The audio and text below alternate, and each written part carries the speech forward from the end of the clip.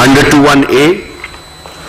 Group number 4 consists of petition number 19, again filed by legislator belonging to the UBT faction, under 21B, challenging the defiance of whip with regards to the speaker's election.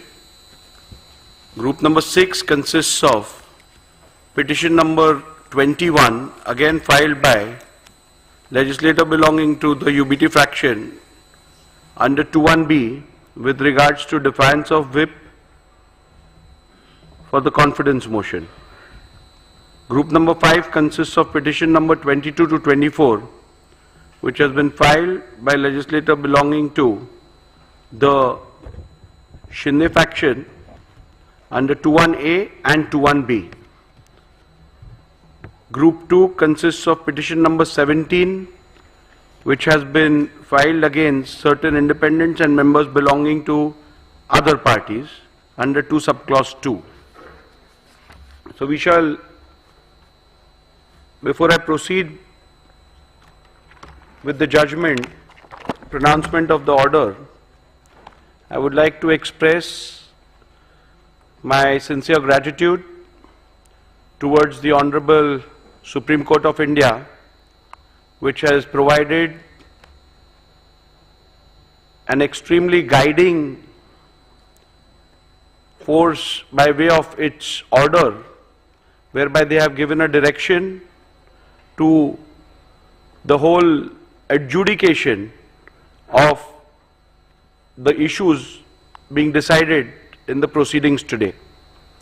Therefore, I would at the outset express my gratitude towards the Apex Court. At the same time, I would like to express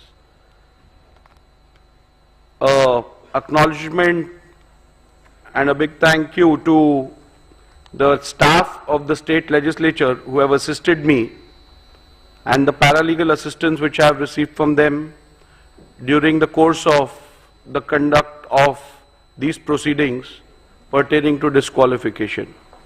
I would also like to appreciate the cooperation which I have got from counsels appearing on both the sides, and I shall now proceed with the pronouncement of the order. As we are aware that there are certain preliminary issues which are applicable to all the 5 groups out of the 6 groups, and therefore I shall first commence with my ruling on the preliminary issues which concern all the 5 groups. Thereafter, I shall pronounce the operative part of the orders concerning each group and the relevant and important paragraphs pertaining to each group. So we shall commence with group number 1.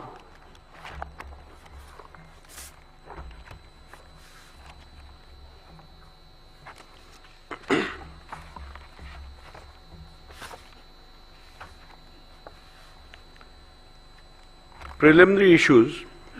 The Honorable Supreme Court in Subhash Desai Supra versus the Governor of Maharashtra, hereinafter referred to as Subhash Desai, was pleased to direct that the Speaker should prima facie determine who the real political party is for the purpose of adjudicating disqualification petitions if 2 or more factions claim to be that political party, and accordingly shall recognize the whip and the leader who were duly authorized by the Shivsena political party, keeping with the principles discussed in the said judgment. Hence, keeping in view the factual matrix and the directions of the Honorable Supreme Court, I will prima facie determine who the political party is for the purpose of adjudicating disqualification petitions if 2 or more factions claim to be that political party, and accordingly recognize the whip and the leader who are duly authorized by Shivsena political party.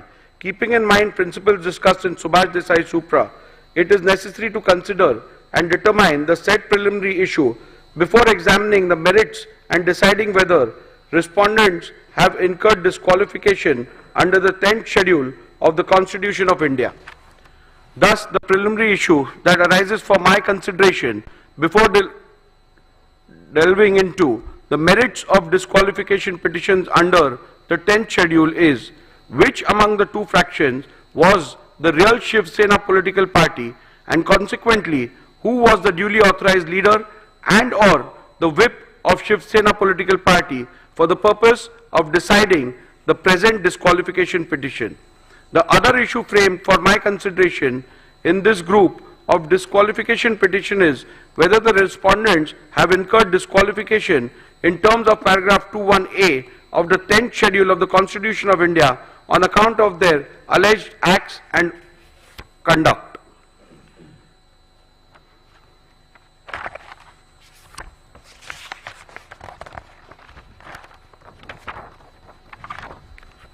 Paragraph 84 deals with the principles which have been laid down by the Honorable Supreme Court. I am not going to read out those are a part of my order. I'll come to paragraph number 85 now. Thus what emerges from the principles laid down by the Honorable Apex Court in that the question of who the real political party is has to be considered and determined after giving due weightage to 1. The Constitution of Shivsena, 2. The leadership structure of the party, and 3. The legislative majority if two or more factions claim to be real political party. The question of who the real political party is hereinafter referred to as the preliminary issue. Since in these proceedings both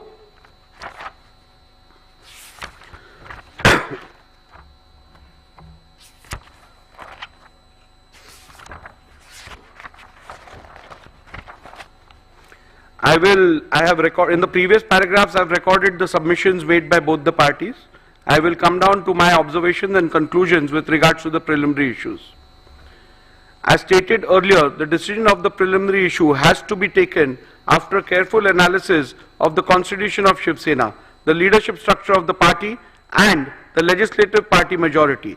After having heard both sides on the above aspect, I now propose to proceed to record my observations and finding on the preliminary issue.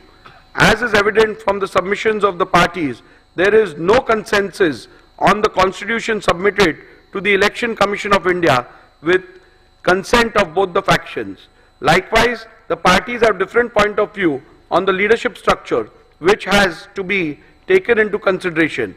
The only aspect which is undisputed is the majority in the legislature party. Hence, to embark upon the finding on the preliminary issue, I will have to decide the relevant constitution which has to be taken into account. 2. The leadership structure which existed before the dispute arose. Further, it will also have to be determined as to when the rival factions emerged.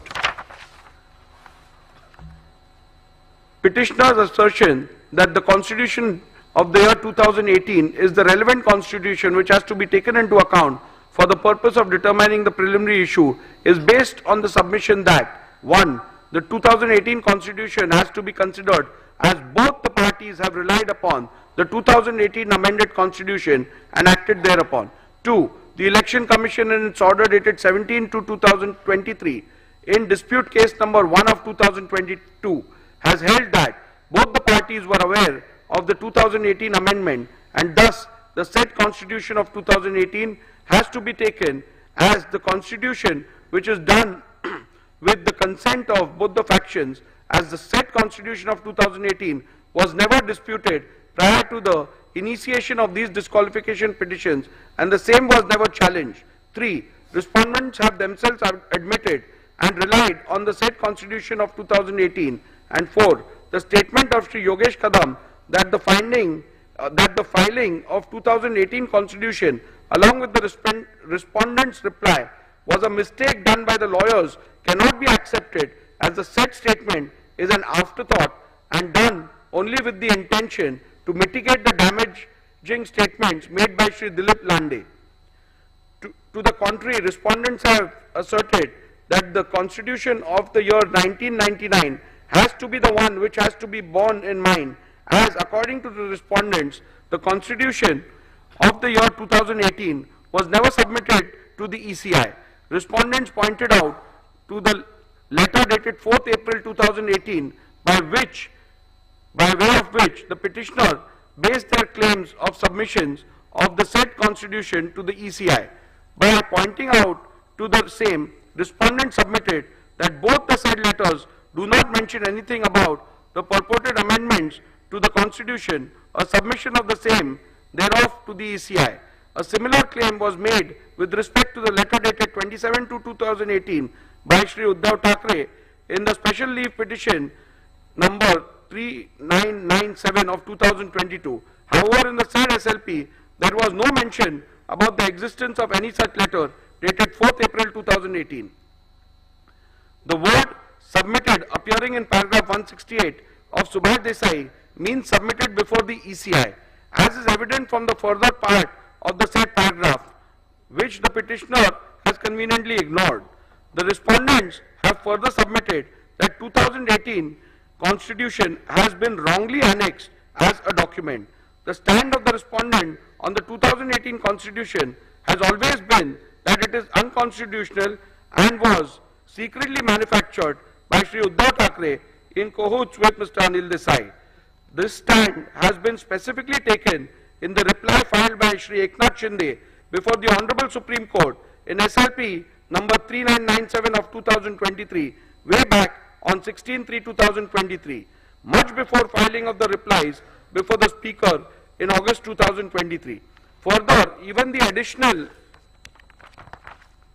replies filed on 25/10/2023 in the present proceedings, the aforesaid petition has been reiterated by the respondents. After having considered the submissions advanced by both the parties on the question as to which is the relevant constitution for the purpose of determination of the preliminary issue, I have come to the following conclusion. A.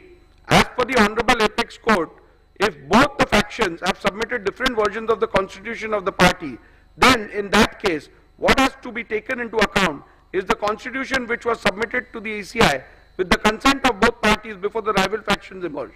Before recording further conclusions, I find it imperative to reiterate that pursuant to the initiation of these disqualifications, the Maharashtra Legislature Secretariat had vide letter dated 7 June 2023 requested the Office of the Election Commission of India to provide a copy of the party constitution / memorandum / rules and regulations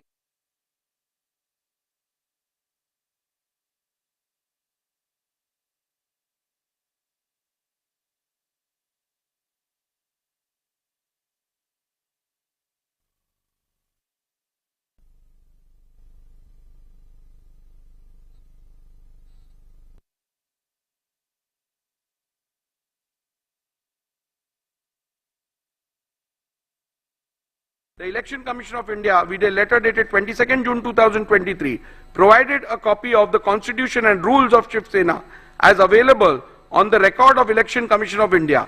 Further, with respect to amendments, if any, to the said Constitution of the party, the Election Commission requested the Legislature Secretariat to refer to the order dated 17 February 2023, passed by the ECI in dispute case number 1 of 2022. Having perused the same, it has to be noted that the copy of the Constitution of Shivsena provided by the ECI does not bear any date or year, but as per the ECI, that which is provided vide the reply is the only Constitution of Shivsena available on the record of the ECI. Further, with respect to the amendments, if any, to the said Constitution, the Election Commission, vide its order dated 17 February 2023, has held in paragraph 132 4b that the amended Constitution of 2018 is not on the record of the Commission.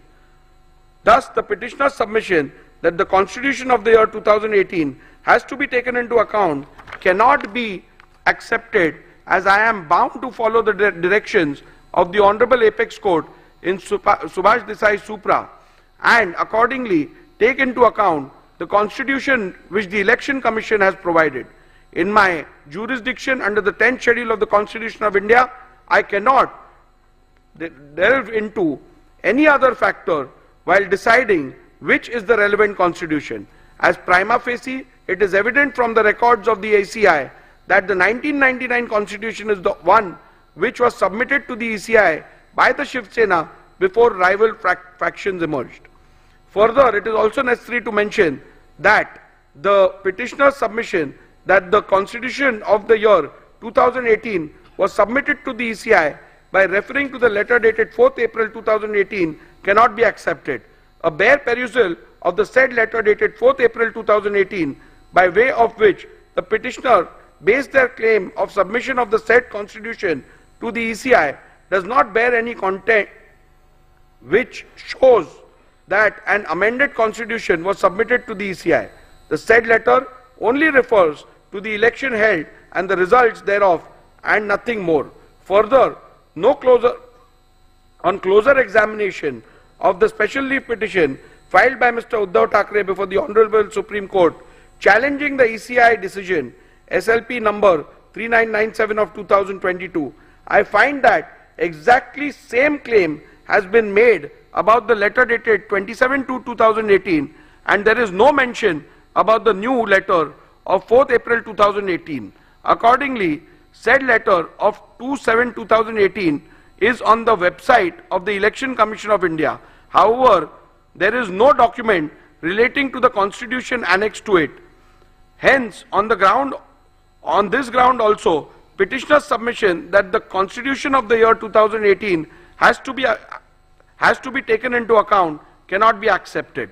Petitioner's submission that submitted before the speaker, petitioner's submission that into inverted submitted before the speaker would mean into inverted annexed by the petitioner and the respondents in their respective petitions and replies thereto cannot be accepted, as there is a clear provision under the 1986 rule where the leader has to submit the party constitution.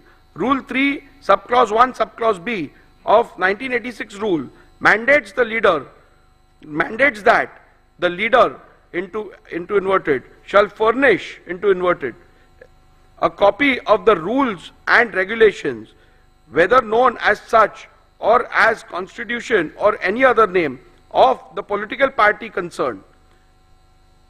Further, Rule 3 subclause 4 contemplates that whenever any change takes place in the information furnished by the leader of the legislature party under Rule 3 subclause 1, he shall as soon as may be thereafter, and in any case within 30 days from the date on which such change has taken place, or within such further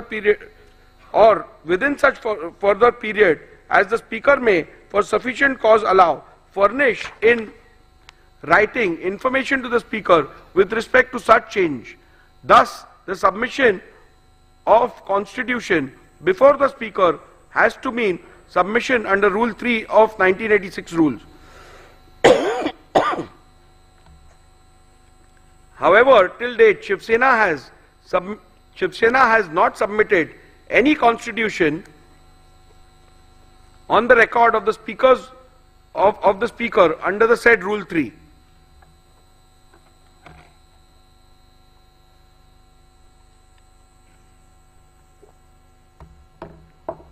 In view of the above observations and finding, I need not further analyze any other submission in this regard made by the parties, and I hold that the Constitution of Shivsena provided by Election Commission of India, vide letter dated 22nd June 2023, is the relevant Constitution of Shivsena for determination of the preliminary issue as to which faction is the real political party.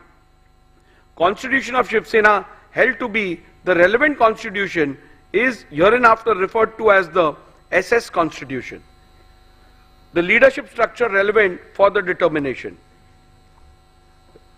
Learned Senior Advocate Mr. Kamath's submission that the leadership structure which is relevant for the purpose of deciding the preliminary issue is the leadership structure which is reflected in the communication dated 27 February 2018 and 4th April 2018 made to the Election Commission of India pursuant to the elections held on 23rd January 2018 is based on the petitioner's submission recorded in paragraph 89A to G herein above. Initially, the petitioner relied on the affidavit submitted to the ECI of the then office bearers of Shivsena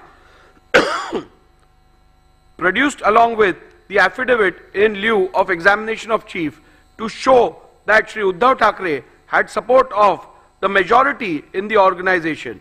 Respondents objected to such production on the ground that it is not permissible to produce affidavits of others along with petitioner's own affidavit in lieu of chief examination without the author of the said affidavits subjecting themselves to cross-examination. In any event, during the arguments, Mr. Kamath did not rely on these affidavits and limited his submissions to the 2018 leadership structure as available on the ECI website.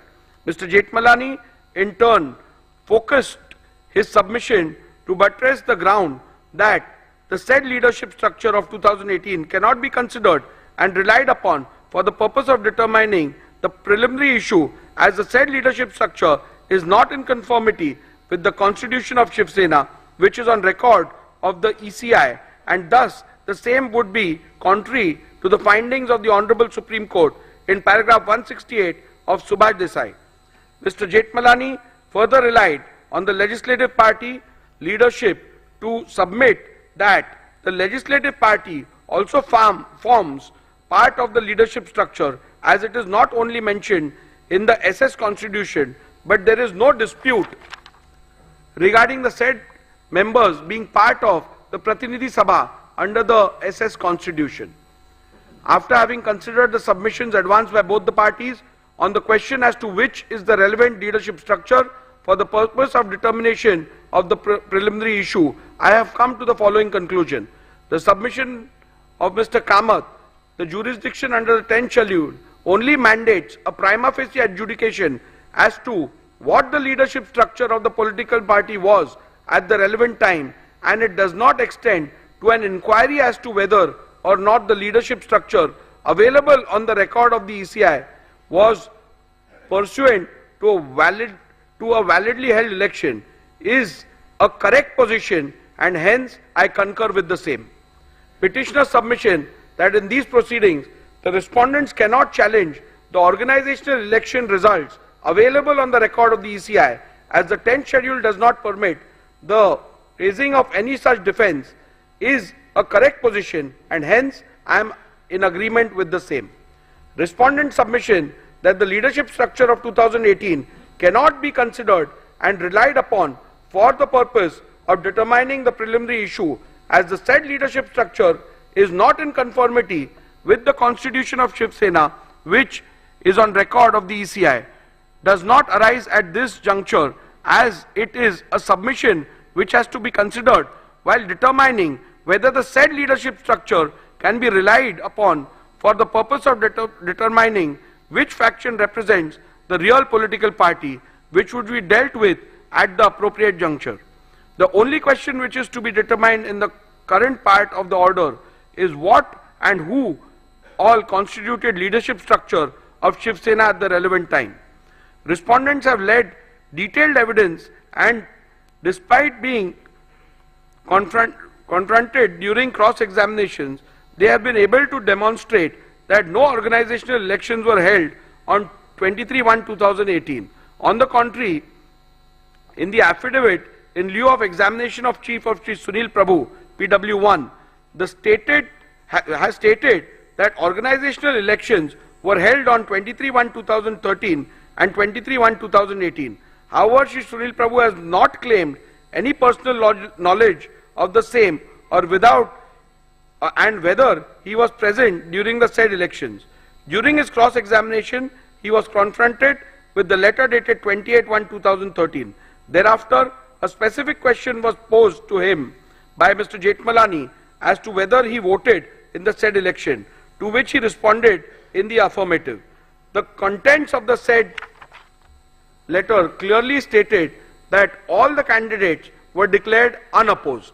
The contradiction was also put to the witness by Mr. Jethmalani in cross-examination. However, no justification for the same was put forth by the witness. In view of the above evidence and records before me, prima facie indicate that no elections were held in the year 2013 as well as in the year 2018. However, I, as the Speaker, exercising jurisdiction under the 10th schedule, has a limited jurisdiction and cannot go beyond the record of the ECI as available on the website, and hence I have not considered this aspect while determining the relevant leadership structure. Thus, in view of the above conclusions, I find that the leadership structure of Shivsena reflected in the letter dated 27th February 2018, available on the website of the ECI, is the relevant leadership structure which has to be taken into account for the purpose of determining which faction is the real political party. The question whether which faction is the real political party is discernible from this 2018 leadership structure is discussed in paragraph 112 to 131 infra of the present order. The leadership structure so determined as the relevant leadership structure for the purpose of these disqualification petitions are hereinafter referred to as the 2018 leadership structure. Since in these proceedings both the factions are claiming to be the real political party, rival factions have emerged in the Shivsena. In view of the fact that rival factions have emerged and both the factions are claiming to be the real political party, it is imperative to prima facie determine when did the rival factions emerge. Thus, it is necessary to determine the relevant day on which rival factions emerged before further venturing into which of the faction was the real political party when rival factions emerged. At the outset, I must set straight the point that the determination of the Speaker exercising jurisdiction under the 10th schedule while deciding who the real political party is mandates only a preliminary inquiry which has to be done prima facie by taking into account material officially before the Speaker as the Master of the Legislative Assembly. I shall consider the facts relevant for the determination on what is before me as the Speaker of the Legislative Assembly. As noted by the Honorable Supreme Court in Subhash Desai Supra, on 21st June 2022, there was no material available before the Deputy Speaker to infer the emergence of any rival faction. However, after taking on record the resolution dated 21st June 2022 passed by the SSLP, disputed by the respondents, the very next day the then Deputy Speaker received a resolution disputed by the petitioner dated 21st June 2022, received by the then Deputy Speaker on 22nd June 2022, contrary to the resolution dated 21st June 2022. Thus, from this fact alone, it is evident that there emerged two factions of the Shivsena from 21st June 2022 itself, but the same came to be officially on record of the office of the Speaker and or Legislative Secretariat on 22nd June 2022. At this juncture, it is imperative to refer to paragraph 119 of Subhash Desai Supra, where the Honorable Apex Court, while discussing the legality of the recognition of leader and the whip of Shivsena accorded by the letter dated 3rd July 2022, held that the Speaker ought to have taken into consideration the split that took place within the Shivsena, which were discernible from two sets of resolutions appointing two different leaders and whips placed on the record by Shivsena before the Legislature Secretariat. This paragraph into bracket 119 read with Honorable Apex Court's finding recorded by the Honorable Apex Court in paragraph 157 of Subhash Desai Supra makes it clear that the law laid down by the Honorable Supreme Court is that in view of the deletion of paragraph 3 of the 10th schedule, when rival factions emerge as a result of rift/split in the party, the Speaker has to necessarily find which faction is the real political party while recognizing leader and the whip of the party. Thus, in view of the facts recorded in the preceding paragraphs and keeping in view the principles enumerated by the Honorable Supreme Court in Subhash Desai Supra as recorded in paragraph 84 herein above, I have come to the following conclusion that the emergence of the two factions of Shivsena can be inferred from 21st June 2022 itself, and the same came to be a matter of official record of the office of the Speaker and of the Legislature Secretariat on 22nd June 2022. Conclusion: having decided the 1. relevant constitution of Shivsena, 2. leadership structure, and 3. the relevant point of the the relevant point for the purpose of determining the preliminary issue, I have made the following analysis, observations and determinations on the preliminary issue of which faction was the real political party when two factions emerged.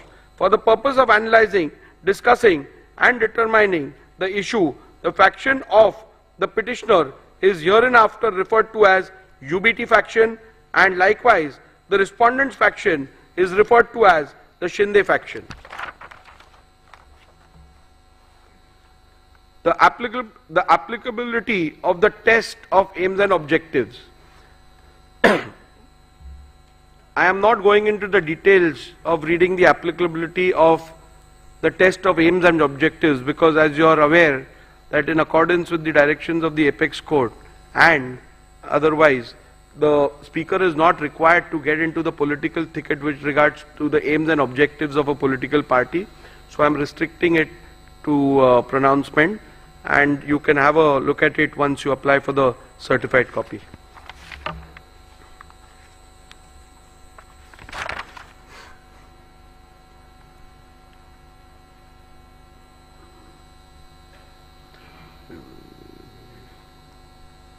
The reason why Shivsena constitution assumes significance is to analyze whether the question of which faction is the real political party is discernible from the leadership structure identifiable from the said Shivsena constitution. So the Shivsena constitution is relevant to the extent of identifying the leadership structure. Leadership structure as a criteria to determine who was the real political party. As I have already held which is the relevant constitution and the leadership structure of the Shivsena to be taken into account for deciding the preliminary issue, I now have to see whether the relevant leadership structure read with the SS constitution provides answers to the question which faction is the real political party and consequently determine the same.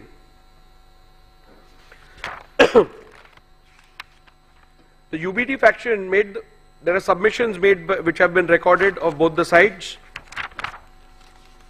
which are at paragraph 113 and 114 of my order. In view of the above recorded submissions of the parties, there emerges two further questions. Whether 2018 leadership structure is in conformity with the constitution of Shivsena. Number two, whether will all the Paksha Pramukh whether will of the Paksha Pramukh and or majority leaders in the 2018 leadership structure could be said to be synonymous with the will of the political party. So we further have to derive get answers to two more questions.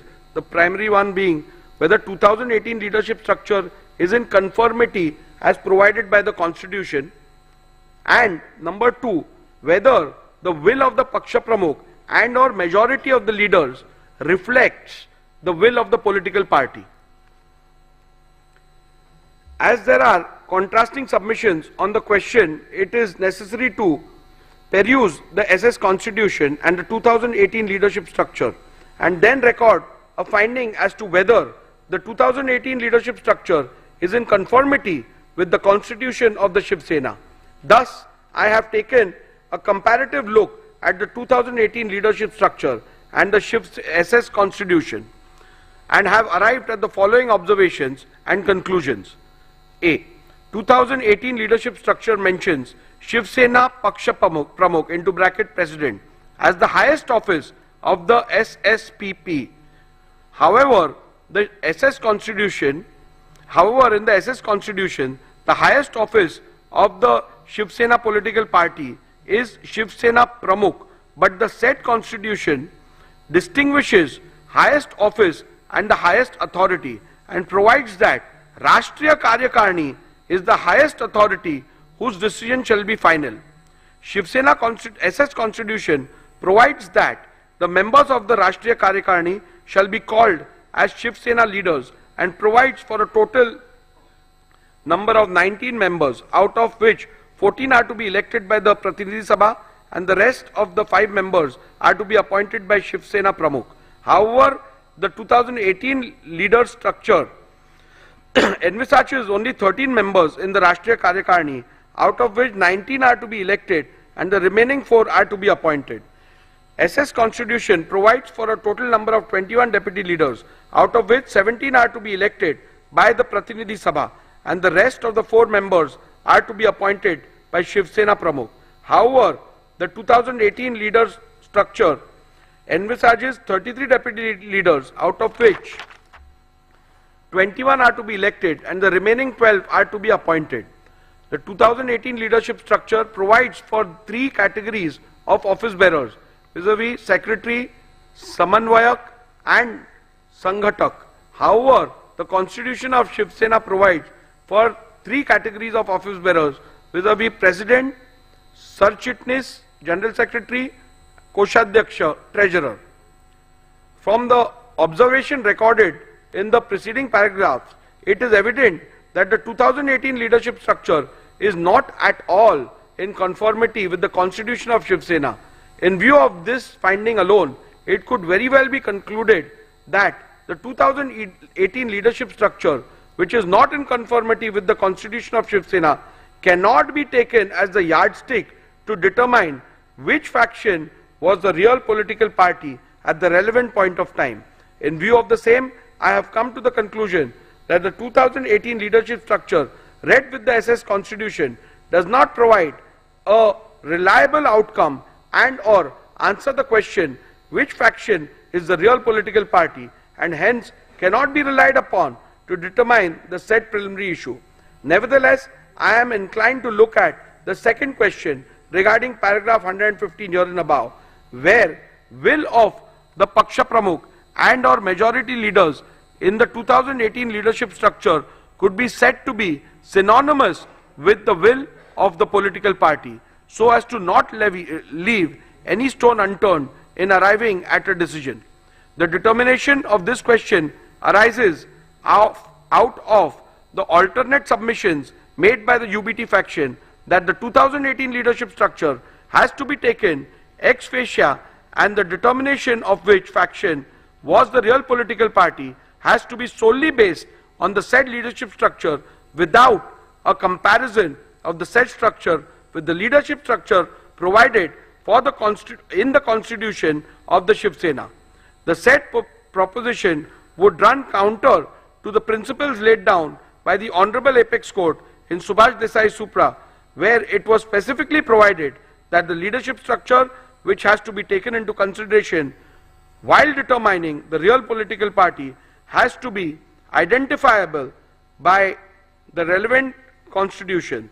Thus, although in the light of my finding on the preceding question, the aspect need not be looked into, however, I intend to look into the said aspect any which way, considering the gravity and importance of the dispute. Hence, following are my observations, findings and conclusions on the said aspect.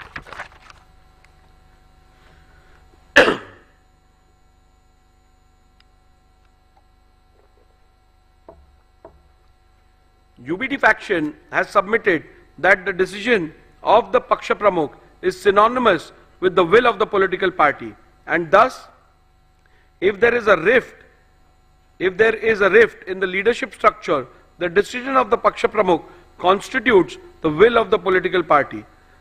This proposition is devoid of merit, as I do not find any substance to allow the same. The reason for the same are recorded herein below.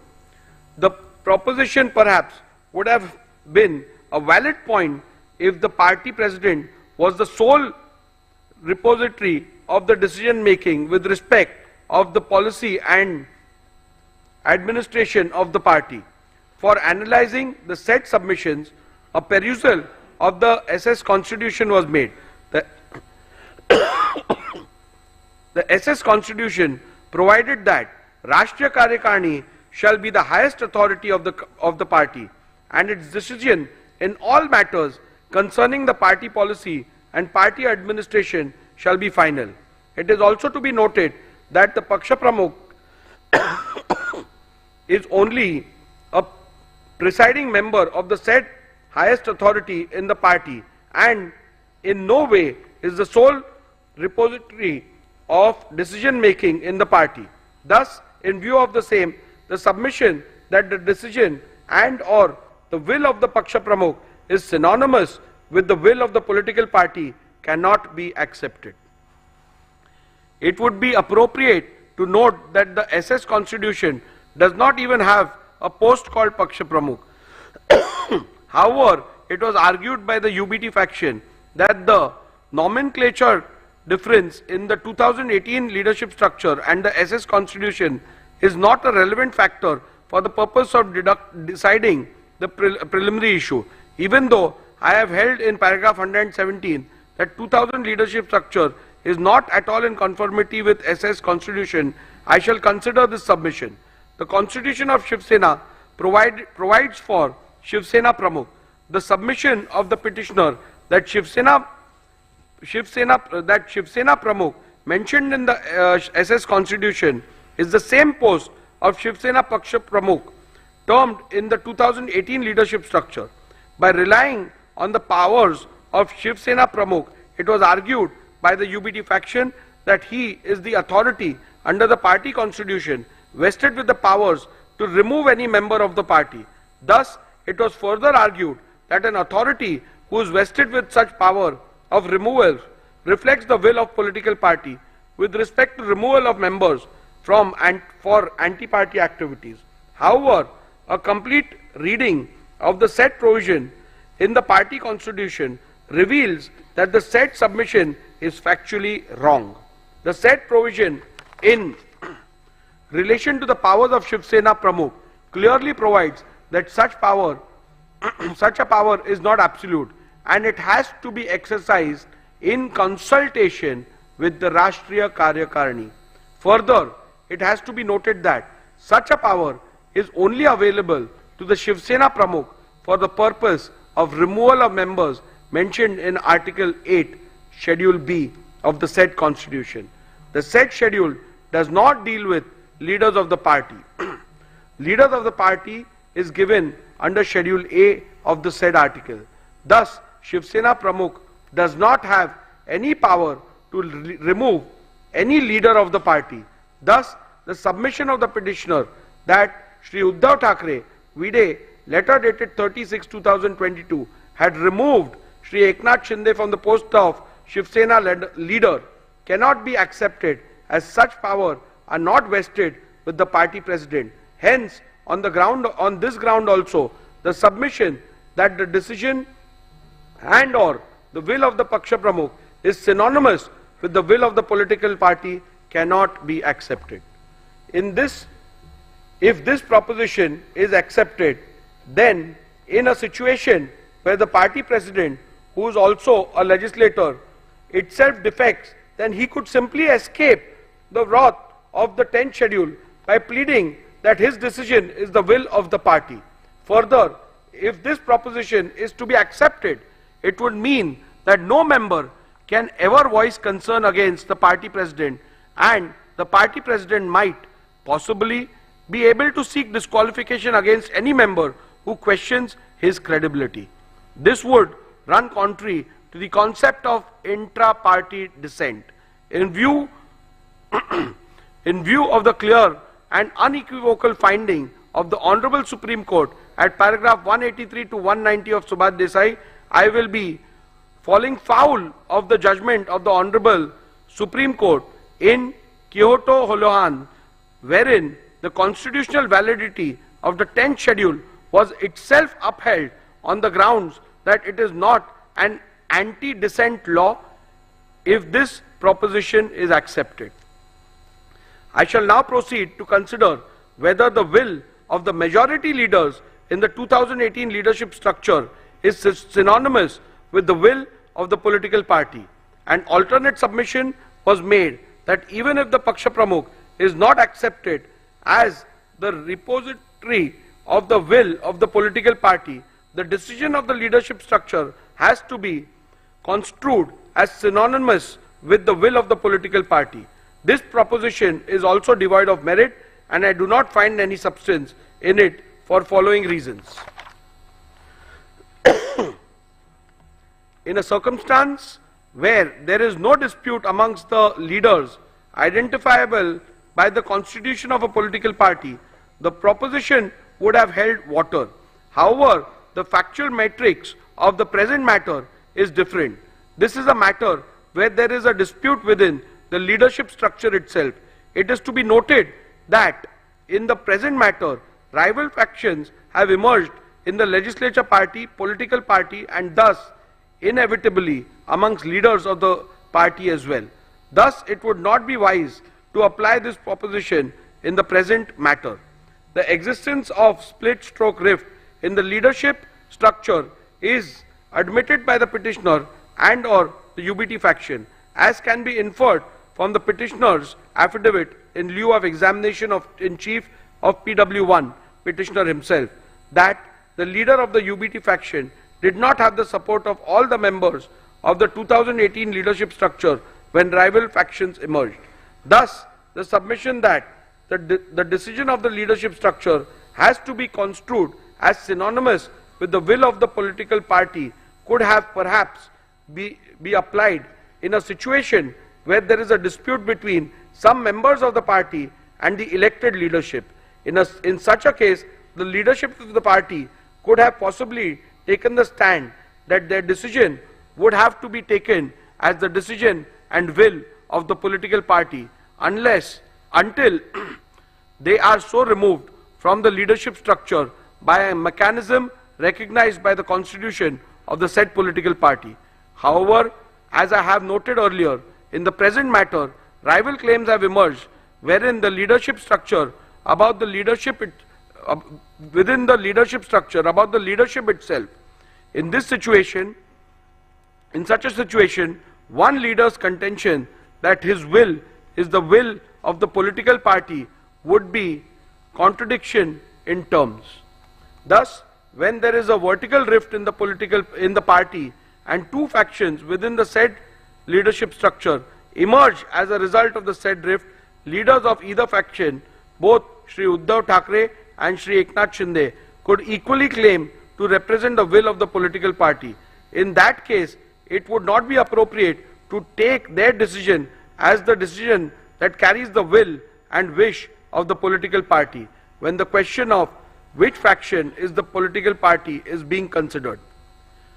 There possibly lies one more aspect which could be considered.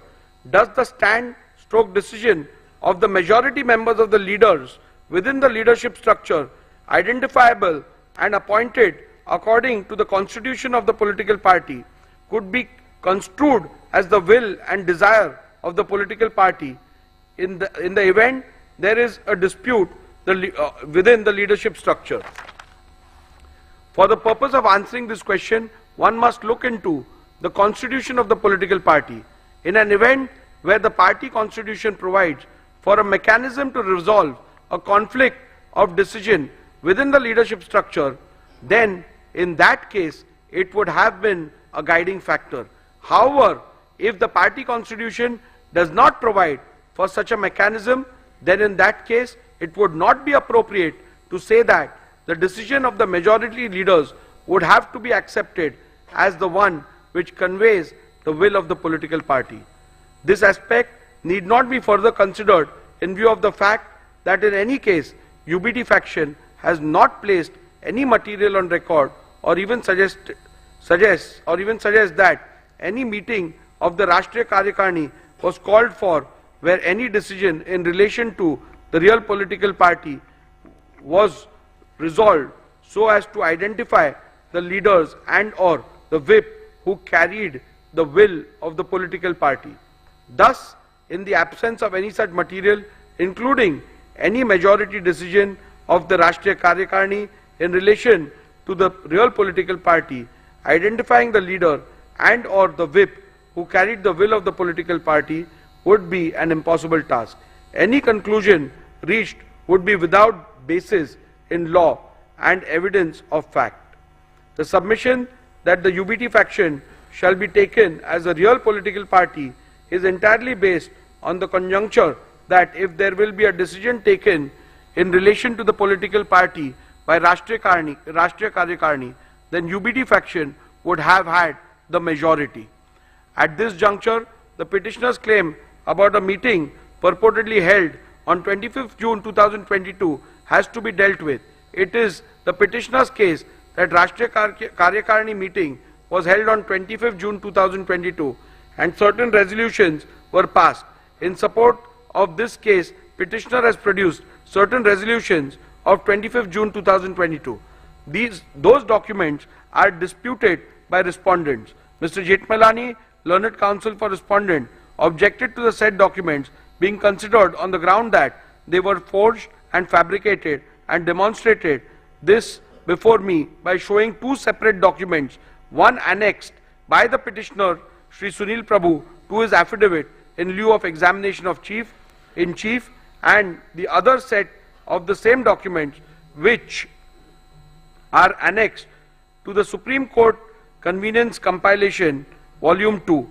In the first set of documents annexed to the affidavit in lieu of examination in chief, termed as minutes of the meeting of Rashtriya Karyakarani, and purportedly 7 resolutions passed in the said meeting. In none of the resolutions there is any signature of any person whose name are shown on the said document. Only on page 105 of Sri Sunil Prabhu's affidavit in lieu of examination in chief, there is a sole signature of Sri Vinayak Raut, who is shown as Shivsena secretary. The perusal of the said document shows that the meeting was termed as Rashtriya Karyakarani. In the second set of documents, which are annexed to the Supreme Court Convenience Compilation Volume 2, the resolutions are shown on different pages, and they are not part of any minutes which was annexed to the affidavit in lieu of examination in chief of Sri Sunil Prabhu. These resolutions are shown on the letterhead of Shivsena, Rashtriya Karyakarani Baitak into bracket Pratinidhi Sabha. Petitioner relied on these documents to show that 7 resolutions have been passed, but in none of these documents there is even a single signature, save and except for signature of 2 persons. The name mentioned as proposer and seconder are not even members of Rashtriya Karyakarani, like Shri Rahul Shevaye, who is not a member of Rashtriya Karyakarani, who has stepped into the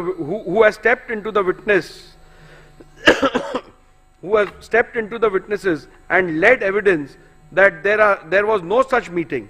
The same is the case with Shri Vinayak Raut and Shri Arvind Sawant. They are also not members of the said Rashtriya Karyakarani. The petitioner had claimed that the said meeting was held on 25/6/2022 at Sena Bhavan, whereas Shri Uddhav Thackeray claimed that the said meeting was held through video conference. This has been stated by Uddhav Thackeray in his submission before the Election Commission filed on 9/1/2023. This itself casts a doubt on the authenticity of the documents and holding of any such meeting of either Rashtriya Karyakarani or Pratinidhi Sabha.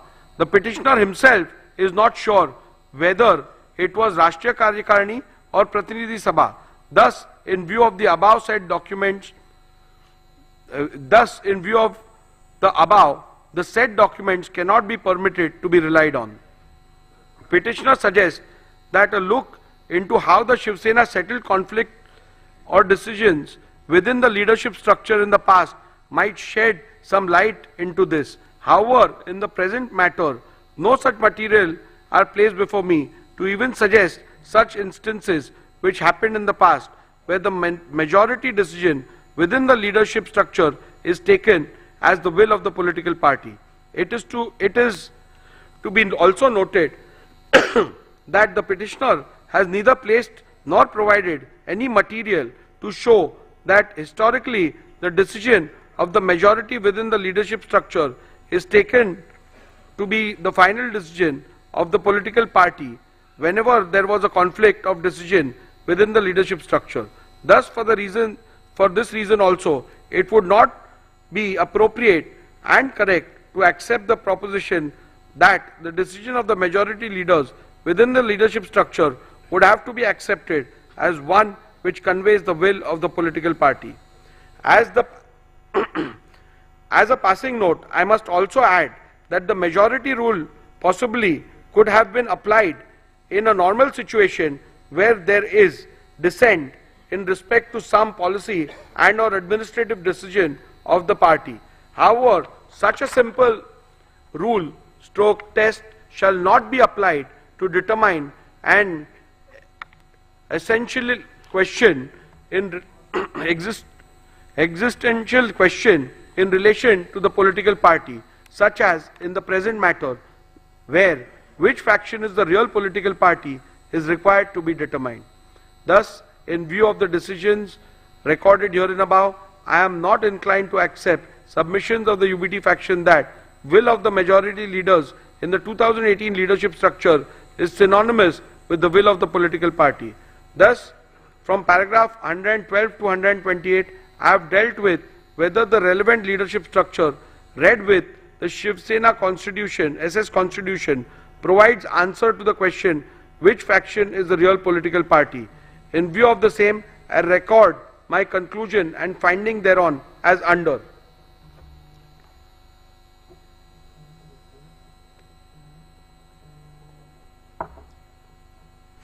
The 2018 leadership structure is not at all in conformity with the constitution of Shivsena and thus does not provide a reliable outcome and or answer to the question which faction is the real political party and hence cannot be relied upon to determine the preliminary issue. Decision of the Paksha Pramukh is not synonymous with the will of the political party and thus if there is a rift in the leadership structure, the decision of the Paksha Pramukh cannot be taken as the will of the political party. When there is a vertical rift in the horizontal leadership hierarchy of the political party and both the factions within the said leadership structure emerged as a result claim to represent the will of the political party, it would not be appropriate to apply the test of which of the said faction decision carries the will and wish of the political party. In the case of Shivsena political party, will of the majority leaders in the 2018 leadership structure cannot be said to be synonymous with the will of the political party. In view of the findings recorded in the preceding paragraph, I hold that the 2018 leadership structure read with the SS Constitution does not provide any reliable answer to the question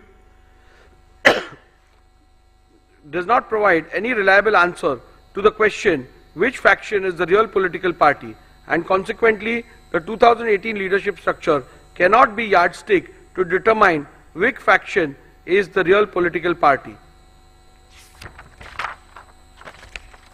With regards to the legislative majority, I am not going to spend much time because that question is rather clear.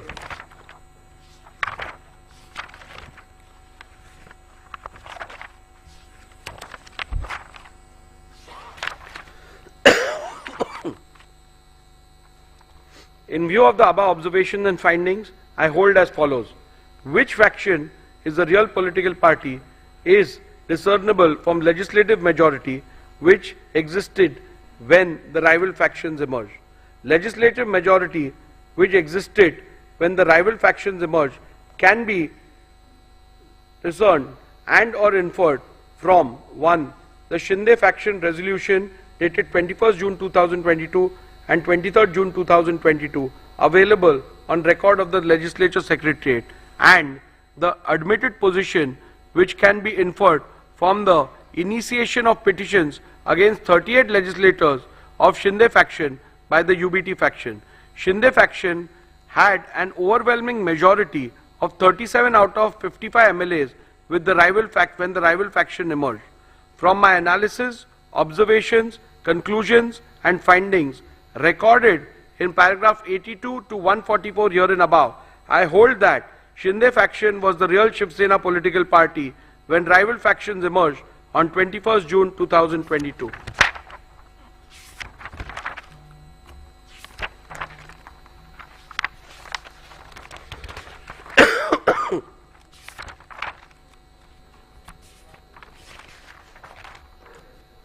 In view of my findings that the Shinde faction was the real political party when the rival faction emerged and that Shri Sunil Prabhu ceased to be the duly authorized whip from 21st June 2022, I further conclude that Shri Bharat Gogaole was validly appointed as the whip, as that was the reflection of the will of the Shivsena political party as on 21st June 2023. Following are the final conclusions, which is again a summary.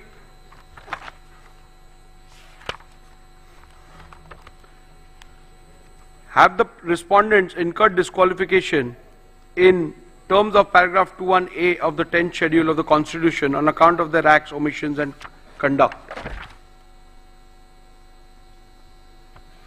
I will also read the final conclusion. Following are the final conclusions from the analysis, observations, conclusions, findings and rulings recorded from paragraph 82 to paragraph 158 herein above. I conclude as follows. Shinde faction was the real Shivsena political party when the rival factions emerged on 21st June 2022. Shri Sunil Prabhu ceased to be the duly authorized whip from 21st June 2022. Shri Bharat Gogaole was validly appointed as the whip of Shivsena political party on 21st June 2023. Shri Eknath Shinde was validly appointed as the leader of the Shivsena political party on 21st June 2023. Petition. Have the respondents incurred disqualification in terms of paragraph 21A of the 10th schedule of the Constitution on account of their acts, omissions and conduct? Petitioner has contended that the respondents are liable to be disqualified on various grounds. Both the petitioners and respondents' submission are recorded in section 2 herein above. The various grounds on which the petitioner based the plea for disqualification is dealt with, where the alleged conduct of the respondent is purportedly becoming totally incommunicado, attracts disqualification under paragraph 2(1)A of the 10th schedule. Whether the alleged conduct of the respondents in purportedly becoming totally incommunicado attracts disqualification under paragraph 2 subclause 1 subclause A of the 10th schedule. The first ground on which the petitioner sought disqualification of the respondents is that the respondents became incommunicado. The submission cannot be accepted and the respondents cannot be held to be disqualified on this ground for the following reasons. The ground is a mere allegation, and apart from mere assertion that the respondents have gone incommunicado, the petitioner has not put forth any evidence or material to substantiate it. For instance, the petitioner has not provided any material about who was sought to be contacted and by whom, when such an attempt was made, etc. A mere unsubstantiated statement that the legislators have gone incommunicado cannot even be a ground to attract disqualification under paragraph 21A of the 10th schedule. When rival factions emerge in a political party, especially within the leadership, it is possible for both the factions to allege that the other faction has gone incommunicado. In such a circumstance, especially in the light of the law laid down by the apex court in Subhash Desai Supra, it would not be correct to hold any faction to have incurred disqualification for going incommunicado without first determining which of the faction is the real political party, reflecting the will of the political party. Also, having held that the Shinde faction was the real political party when the rival factions emerged, the submission of the petitioner that the respondents have gone incommunicado ceases to hold any meaning for the purpose of disqualification. On the 20th of June 2022, elections for the Legislative Council were held. In his cross-examination, Shri Sunil Prabhu, PW1, stated that all the MLAs were present for the same. In the face of this evidence, it would not be possible to accept that the legislators had gone incommunicado. Respondents have placed that they have been in touch with the UBT faction. They substantiated it by stating that Shri Milind Narvekar and Shri Ravindra Phatak, MLC, of the UBT faction had gone to Surat and met Shri Eknath Shinde and other respondents on 21st June 2022 on the instructions of Shri Uddhav Thackeray. This fact was not denied by the petitioner Shri Sunil Prabhu when a suggestion was put to him in the cross-examination. In fact, the petitioner admitted that Shri Milind Narvekar and Shri Ravindra Phatak MLC of the UBT faction had gone to Surat and met Shri Eknath Shinde and other respondents. Also, three of the witnesses for respondents have testified that Shri Milind Narvekar and Shri Ravindra Phatak MLC of the UBT faction had gone to Surat and met Shri Eknath Shinde and other respondents. On 21st June 2022, on the instructions of Shri Uddhav Thackeray, the testimony stood the test of cross-examination and the petitioner could not establish otherwise. Thus, on this count alone, or this count also, it would not be possible to accept the legislators were incommunicado, Whether the deliberate absence of the respondent in the SSLP meetings purported to be held on 21st June 2022 attracts disqualification under paragraph 21A of the 10th schedule. The second ground on which the disqualification is sought is that the respondent deliberately remained absent in the SSLP meeting held on 21st June 2022. Petitioners relied on the attendance sheet register of the meeting dated 21st June 2022. After having considered the submission advanced on this ground, I hold that respondents cannot be held to be disqualified on this ground. In view of my conclusion that 1. The Shinde faction was the real political party when factions emerged, and 2. Shri Sunil Prabhu ceased to reflect the will of the political party from the moment the faction emerged. Thus, it would not be correct to say that Shri Sunil Prabhu had any authority to call any meeting of the SSLP. Hence, on this ground alone, petitioner's case that the respondents were liable to be disqualified for non-attendance of the meeting dated 21st June 2022 is liable to be rejected. Irrespective of the conclusion that may be reached about which faction was the real political party, respondents could not be held to be disqualified on the ground that they deliberately remained absent in the SSLP meeting held on 21st June 2022. This is because of the following reasons. Petitioner relied upon the attendance sheet of the 21st of June 2022 to claim that all those MLAs who were signed the said attendance sheet were present in the meeting, while those who did not sign were not present. Based on this document, the UBT faction claimed that respondents remained deliberately absent. A comparison of the original attendance sheet produced along with the affidavit in lieu of chief examination of the petitioner Shri Sunil Prabhu, PW1, with the copy of the attendance sheet produced and verified as a true copy along with the petition, reveals that the two do not match. There are glaring discrepancies.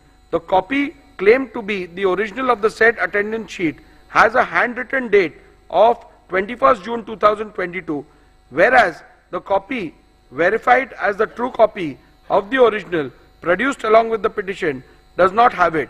Further, Shri Sunil Prabhu stated in his cross-examination that the documents relied as the attendance sheet was in fact a register of MLAs to whom the whip of 21st June 2022 was served and received.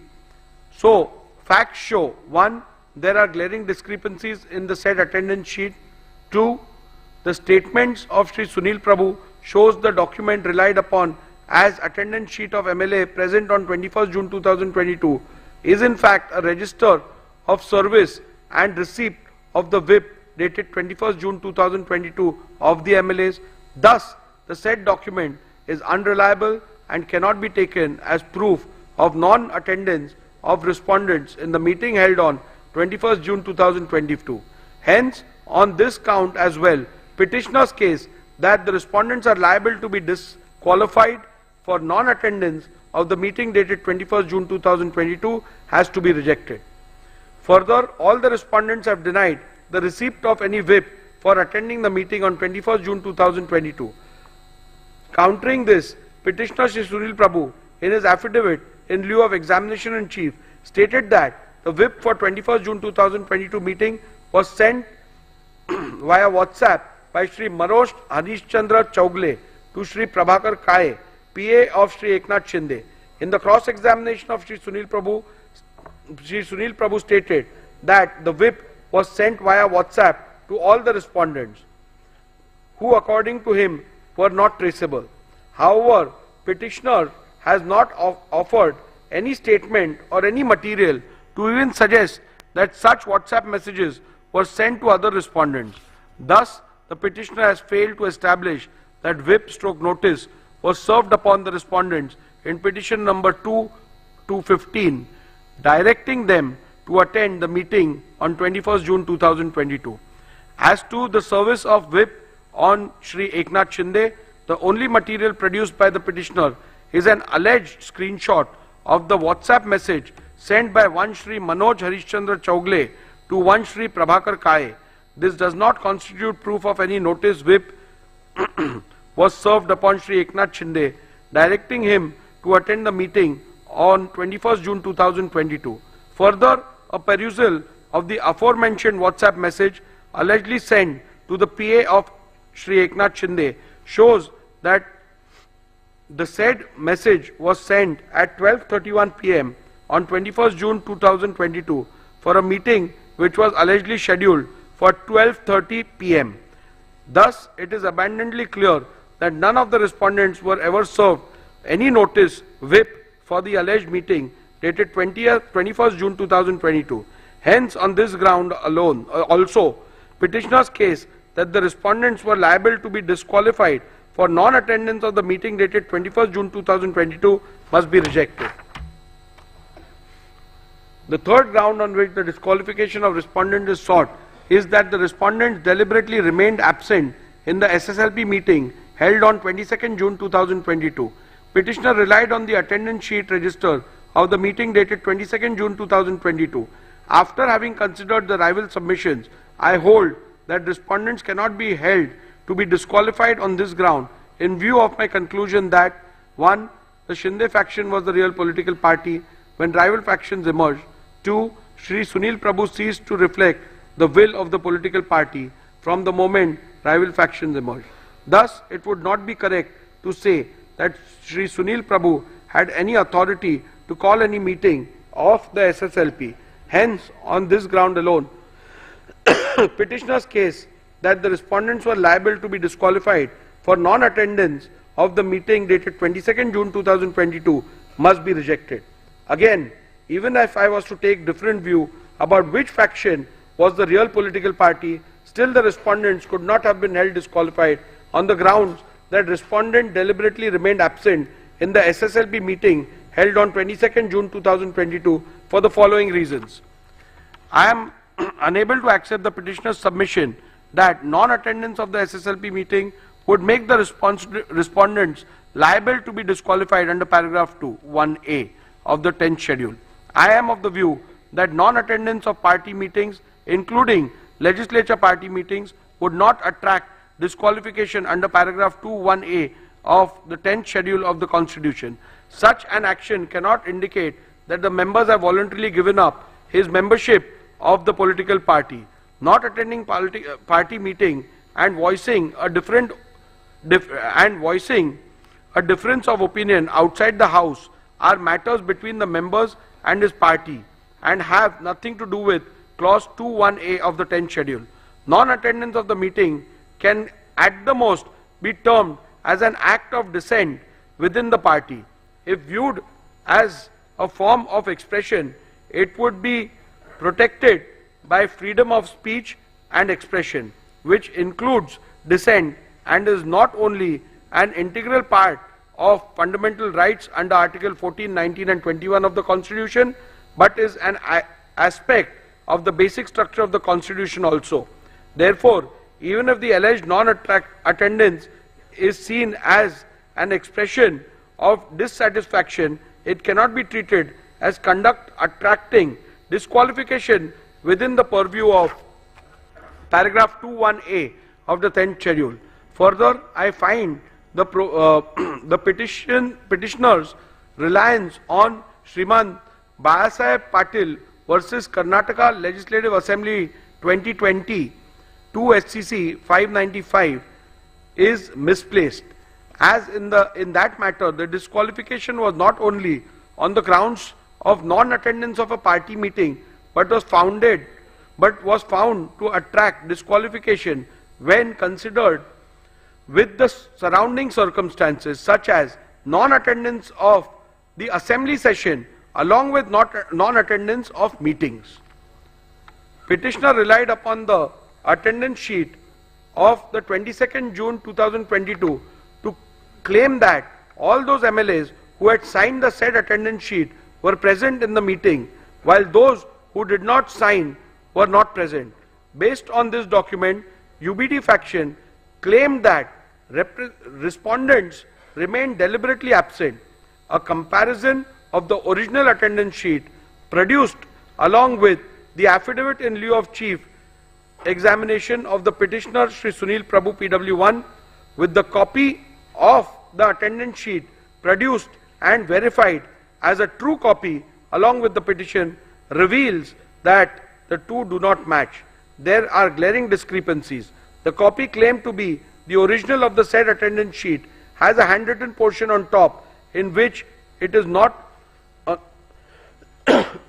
which is not present in the copy annexed to the petition, verified as the true copy of the original.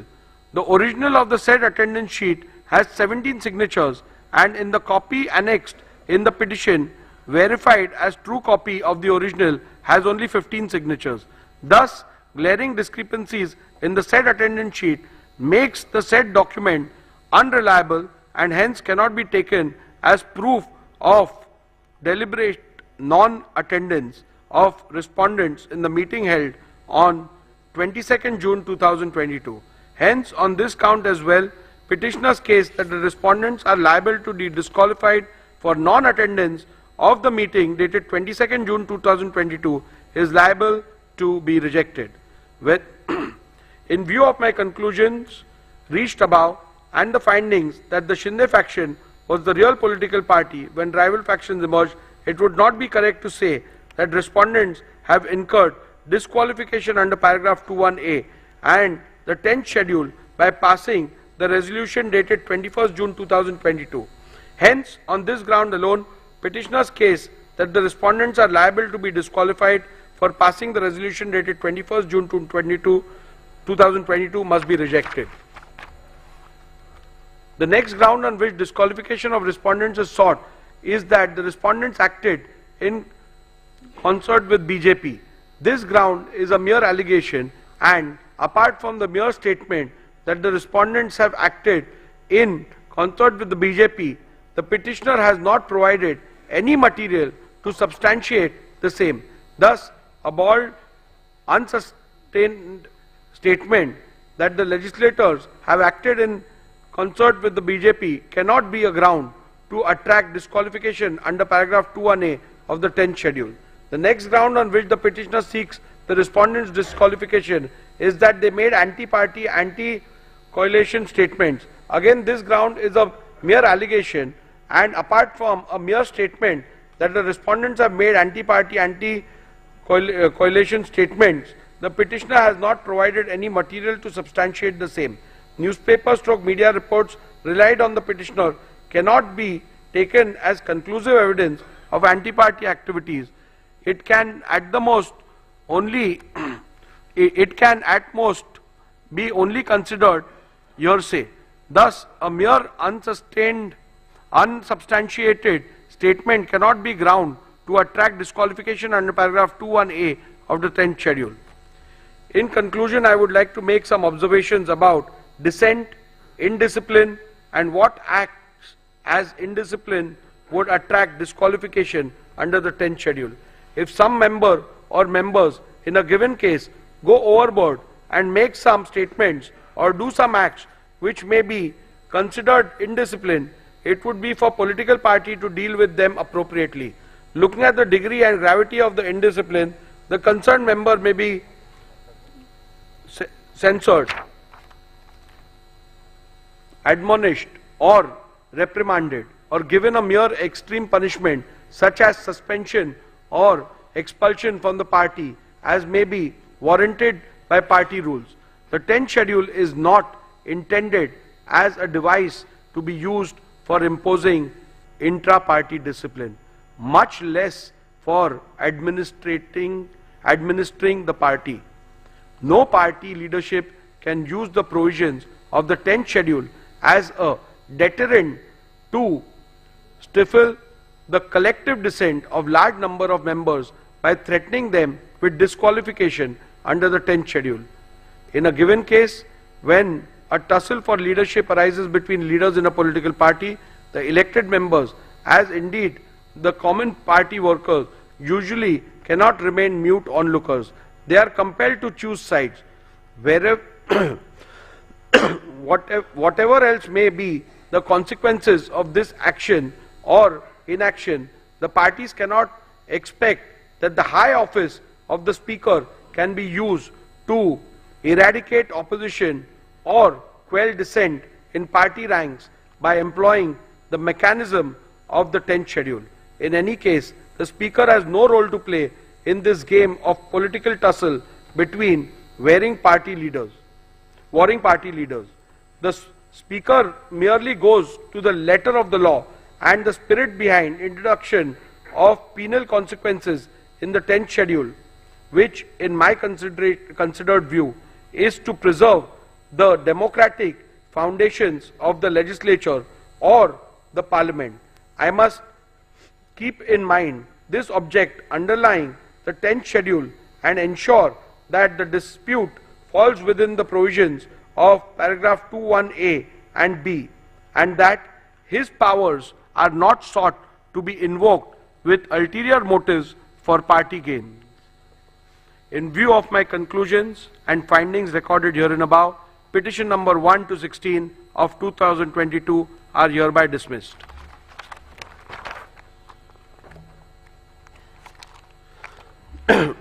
Group 3 deals with petition number 18, which is also under paragraph 21A. So I am only reading the operative part because the preliminary issues, the ruling will be the same on that. So I'll go to the operative part of it. You can deal with the judgment order with regards to the other aspects. Yeah. In view of my conclusion and findings recorded herein above, petition number 18 of 2022 is hereby dismissed.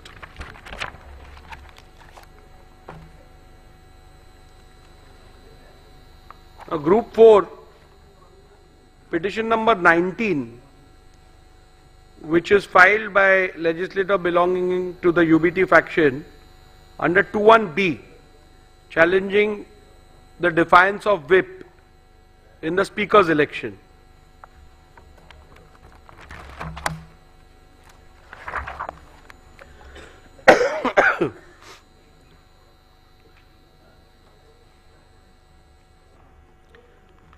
Petitioner has contended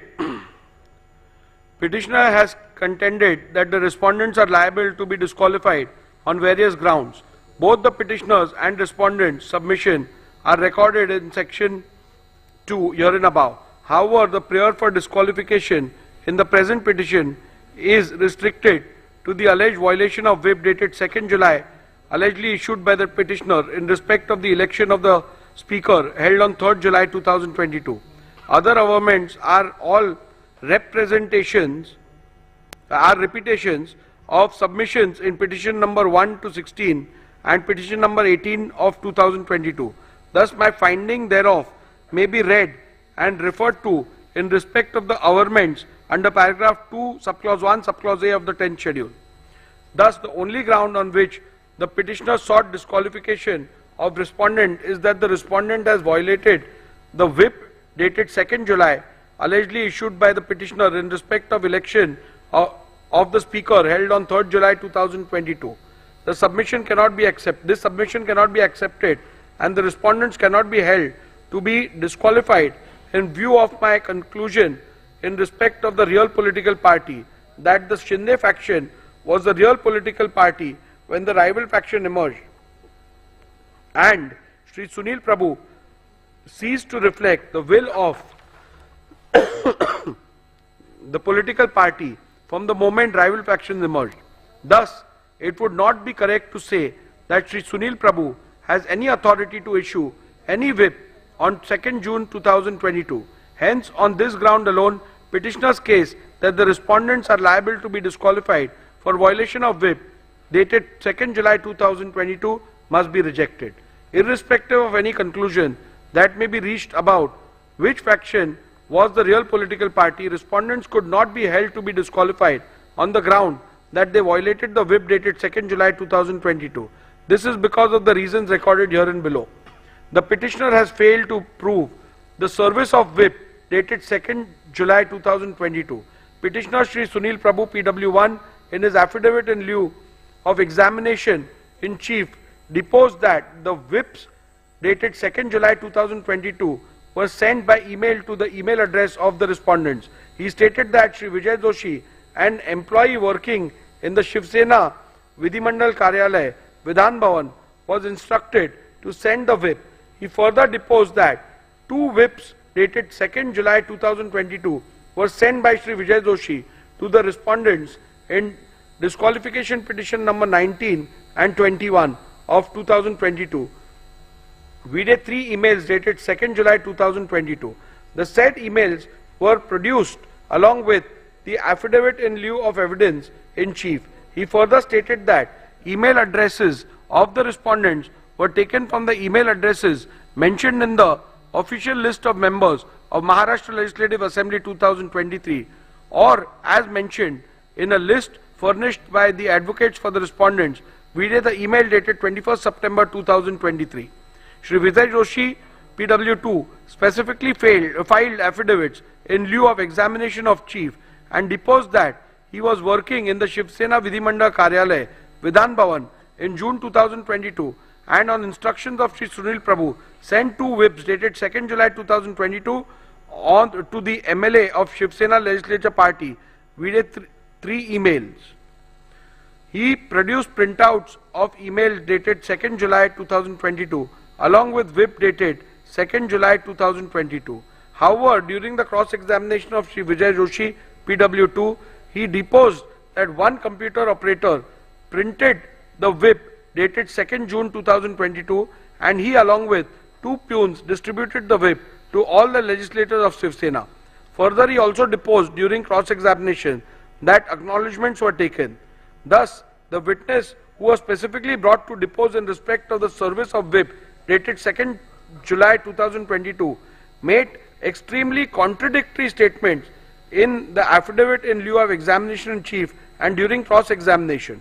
Further, it is to be also noted that the acknowledgement talked about by Shri Vijay Joshi, PW2, were never brought on record. Coupled with the above facts, respondents have demonstrated how some of the email IDs in the printout of the email produced by Shri Vijay Joshi are wrong. In view of the above, I hold that petitioner has not been able to establish the service of whip dated 2nd July 2022 and thus petitioner's case that the respondents were liable to be disqualified for violation of whip dated 2nd July 2022 must be rejected.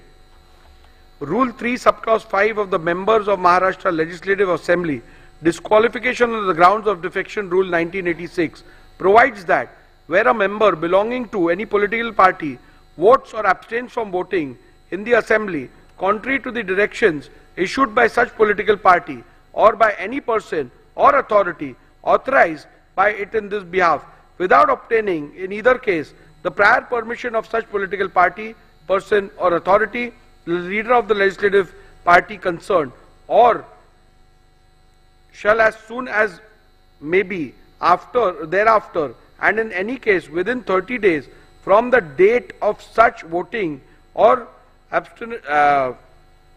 abstention inform the speaker as in form 2 whether such voting or abstention has or has not been condoned by such political party, persons or authority.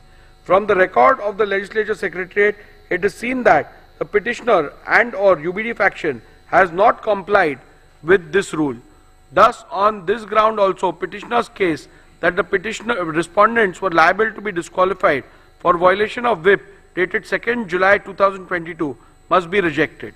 The Honorable Supreme Court in Kyoto Holohan and others at paragraph 123 SCC has held that, keeping in view the consequences of the disqualification, i.e. termination of the membership of a house, it would be appropriate that the directions or whip which results in disqualification under paragraph 21b is so worded as to clearly indicate that voting or abstaining from voting contrary to the said direction would result in incurring the disqualification under paragraph 21b of the 10th schedule, so that the member concerned has foreknowledge of the consequences following from the conduct in voting or abstaining from voting contrary to such a direction. A perusal of the whip dated 2nd June 2022 shows that the whip dated 2nd June 2022 does not contain any words which would indicate that the said whip, if not allowed, would result in the disqualification. Thus, on this count as well, petitioner's case that the respondents were liable to be disqualified for violation of the whip dated 2nd June 2022 must be rejected. At this juncture, I intend to look into respondent's submission that a whip cannot be issued in an election to the post of speakers has to be considered, even though the learned counsel for the petitioner submitted that in normal course of events no whip is issued for the election of the post of the speaker, but he submitted that the election held on 3rd July 2022 was not in normal course, but it was crucial event linked to the sustenance of the government. Petitioner further submitted that in any election where a candidate has been set up by the political party, then in that case the directions of the political party are binding on the legislator in important elections. At the outset itself, I must state that the record that the petitioner's submission that in a speaker's election candidates are set up by a political party is factually wrong. As a convention, the candidates are not usually seen as candidates set up by political party. In the present case also, Sri Rajan Salvi was not set up as a candidate of Shivsena, but his notice of nomination was moved by a legislator affiliated to the NCP and seconded by a legislator affiliated to the INC. This clearly indicates that candidates for the election of speaker are not set up by political parties. In view of the same, the petitioner's own submission, a whip could not have been issued in the election of a speaker as the candidate was not set up by any political party. In view of my conclusions and findings recorded here and above, petition number 19 of 2022 is hereby dismissed.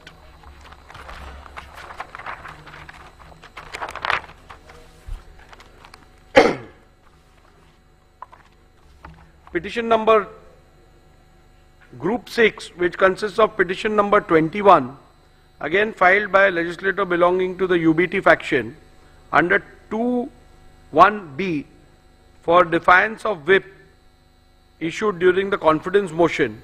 I will only read the operative part and you can refer to the judgment for the details. The preliminary issue has already been decided in the previous orders, so that will apply to this as well. In view of my conclusions and findings recorded here and above, petition number 21 of 2022 is hereby dismissed.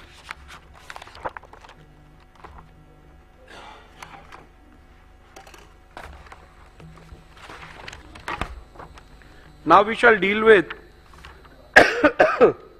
Group 5, being petition number 22 to 24, which have been filed by legislator belonging to the Shinde faction under paragraph 2(1)(a) and paragraph 2(1)(b) of the 10th schedule of the Constitution of India.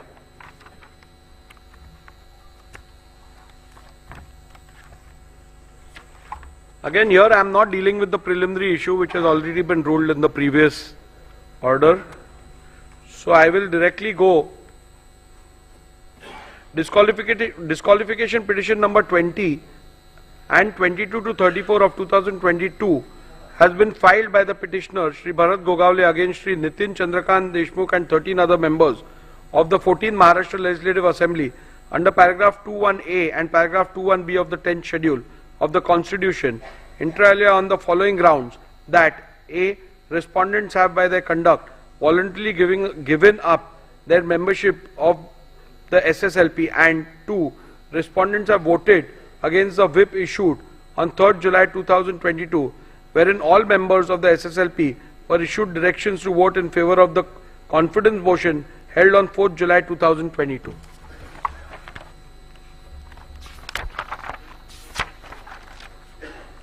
I'll straight away go to my analysis, observations and findings. The issue as to which faction was the real political party when the rival factions emerged and who was the duly authorized whip and the leader has been extensively discussed and decided in disqualification petition 1 to 16, group number 1. Since the genesis of both this group and the said group is the same, the preliminary issue is common. Thus, the said decision on preliminary issue decided in disqualification petition number 1 to 16 of 2022 be read as the decision hereunder. Petitioner has contended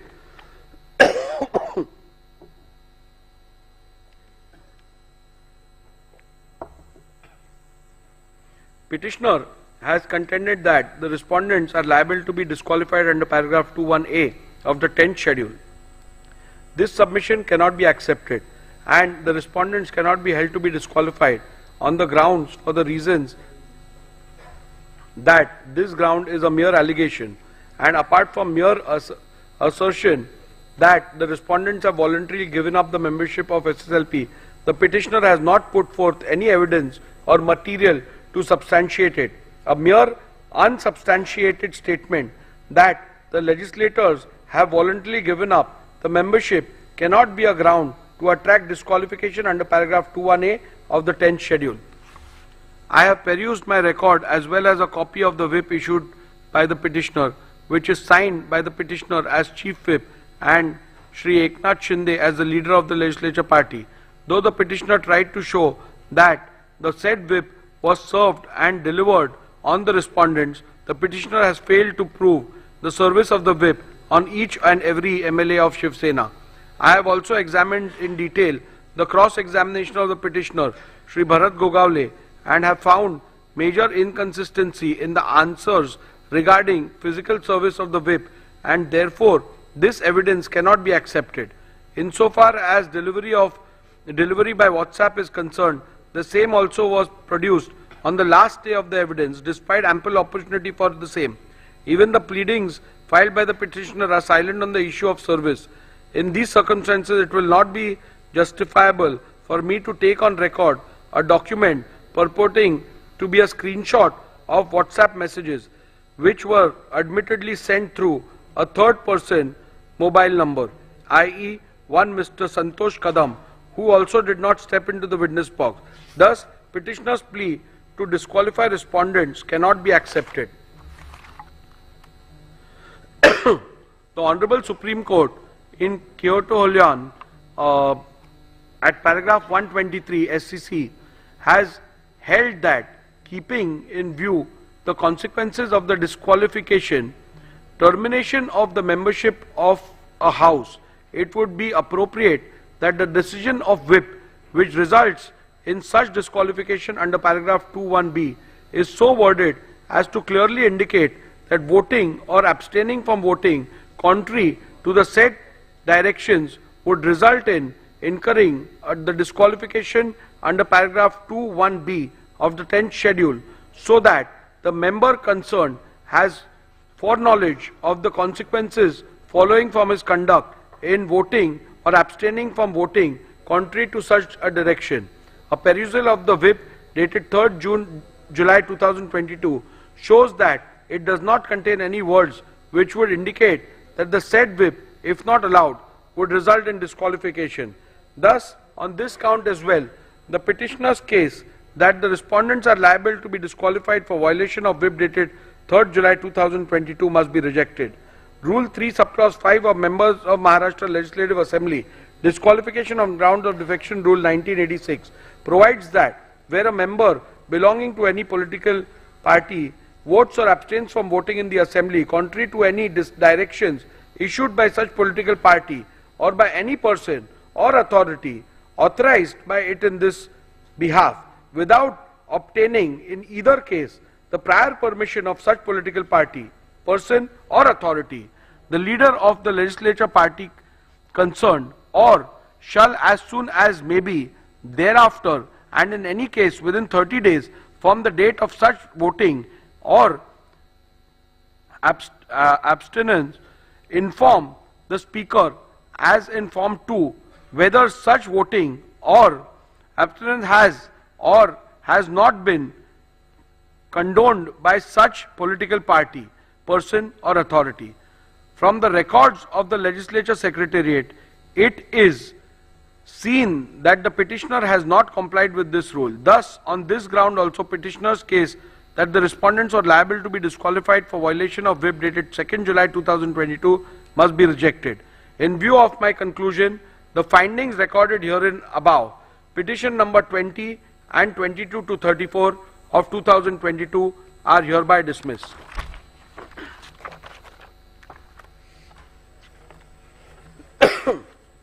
Group 2, petition number 17 against 2 independent MLAs and 1 Mr. Bachchu Kadu of PJP party. The same are dismissed.